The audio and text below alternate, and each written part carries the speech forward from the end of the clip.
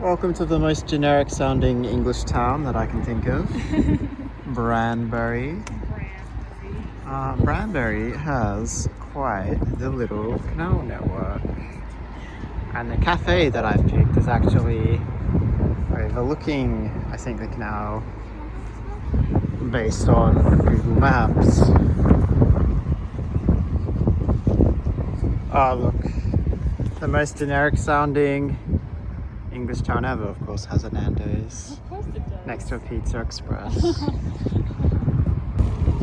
Just going to continue our British scenes of Britishness, with the canals being used right in front of capitalism. Yeah, what do you think? Sorry, it just gets even more British, so like with the swans. Like I said, coffee by the canal and the historic boatyard and the dancing duck. Oh, but where's the pub? Or is that the dancing duck? Oh no, the dancing duck is the houseboat. It says dancing duck. Oh, it does. That's very cute. Alright, so having been to the local history museum, we can talk about, I guess, why the canal is here, and also having read the sign by the bridge. So the bridge. Oh, cut to bridge. Wow, that was such editing. Wow. So that bridge is named after the guy who basically in the 30s had a boat and went up and down all the canals, wrote a book, and everyone was like, oh, all these canals are decaying. Let's repair them. Which is why we still have all these canals in Britain today. And as you can see, this area is reasonably popular. Of course, being close to Birmingham, which apparently has like 1 billion canals. Turning point, 500 meters. Cool. Yeah, so the canal would have been the main transport route, I guess, in the early 1800s. And we know the railways came in 1850. Thanks, local history museum. It's actually quite a good one. No photos or anything, but yeah. So what would you expect at Spiceport Park? Indian takeout.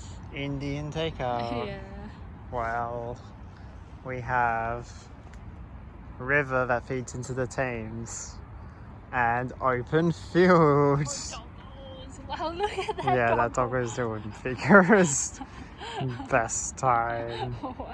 I don't think that'll quite show up in the phone, but and random skate park. Spicy. So overlooking Spiceport Park, we have Castle Quay, which is right beside the canal, which eventually we're gonna get to. So this is where Banbury Castle used to be, and this shopping centre would have been put in. They did archaeological excavations in 1970 and like 1990, so I'm guessing in the mid-90s, where they just built over the site of the former castle, which had been completely ruined. Why would you ruin a castle? For capitalism. For capitalism. Kind of correct. So it turns out Banbury, the town where we are, was the center, a key Puritan stronghold, and the Puritans opposed Charles I. So as a result of that, the English Civil War sort of broke out. There we've got the canals from up high. And Banbury Castle, again, which used to be right there. Well, not yet. Banbury Castle was the first castle that the king decided to take. And because he took the castle, he was like, oh, I'm going to make Oxford my base. If you know about the English Civil War, you'll know that the king lost. But as he had this castle here, and it was in a town full of like anti-king people, parliamentarians, the town suffered quite badly.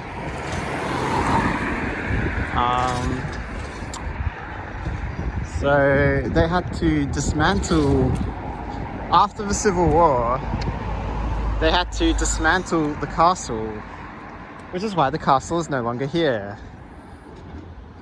I mean, that doesn't really, capitalism sort of explains the shopping center.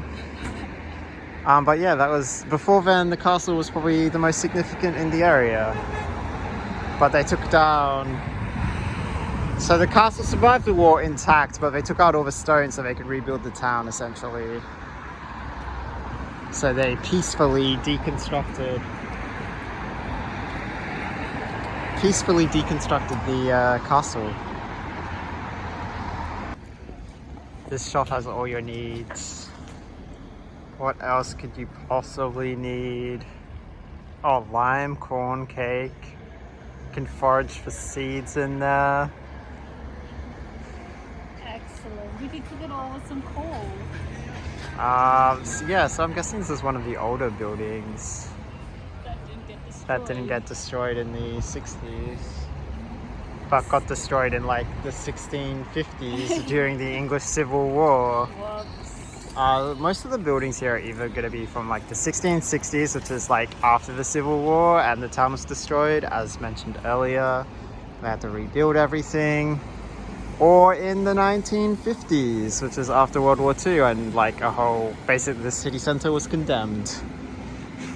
So they rebuilt everything again.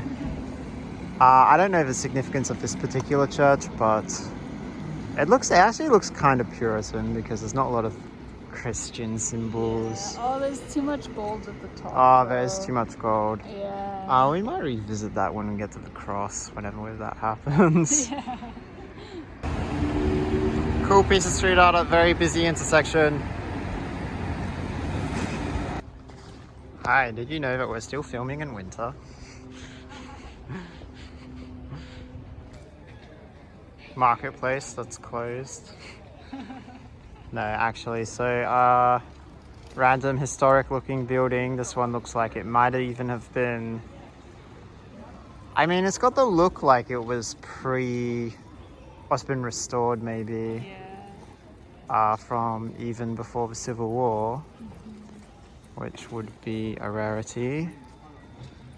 So survived plagues, fires, civil wars, World War I, World War II, slum deconstruction. Being condemned. Slum deconstruction.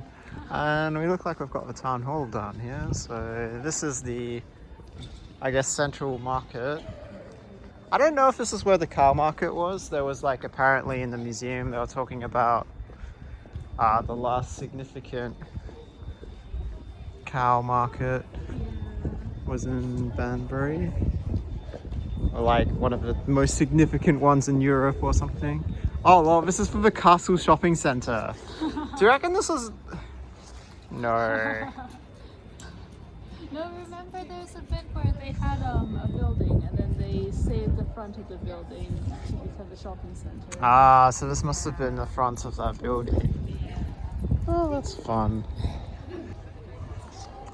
So we're still here in front of the frontage for the shop. And if we go over here, we've got the nursery rhyme.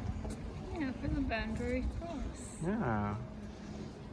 Which apparently is not a thing in other countries.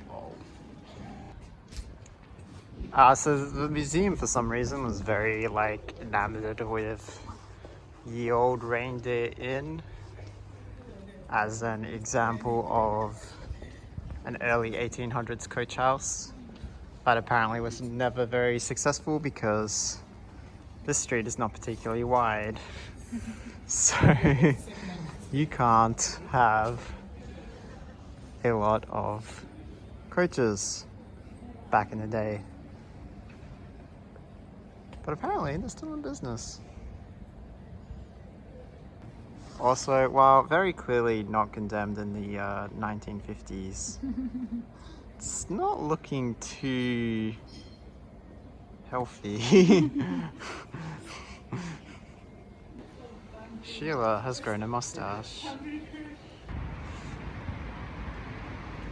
Alright. So perhaps not super legible.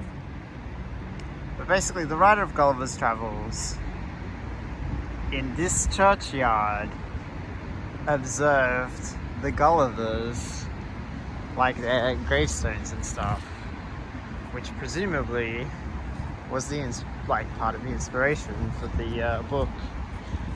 So this is the main church, historically speaking. Was it St. Thomas or something? St. Mary's? Saint something. This was originally... This is the rebuild from the late 1800s. And this would have been where all the Puritan sermons would have been at, where, like, for instance, half the town is burning. It's because everyone is evil. Which is one of the specific sermons which was mentioned in the museum. We're not evil. We're not evil. Just the ones getting burned. But also the fact that gravesites there is like an indicator of like how significant the town was. Kind of is in a way, but yeah, for a place I'd never heard of before. Yeah. Before finding a cheap Airbnb. Pretty cool. Neat. So this is the Banbury cross, which was famous in England for quite some time. So pre-1600s, because Banbury's in basically the middle of England, it was a key market town, had the big castle we talked about earlier. This was originally taken down by the Puritans in one of the first, I guess, Puritan acts of rebellion that was all in the lead up to the Civil War. So the original was taken down in like 1630 or something. So this is rebuilt in the late 1800s. Obviously after Banbury had that period of just sort of being continually destroyed, punished for their sins, obviously. So it was a key trading market town. Obviously they've turned it into a roundabout, so there is a van in front of it right now. And then the Puritans sort of rebelled. We've got Lady Godiva's statue as well, actually, in the background. From the nursery rhyme that I showed you earlier. Yeah, so there was the rebellion. There was the fire. And then there was the Civil War.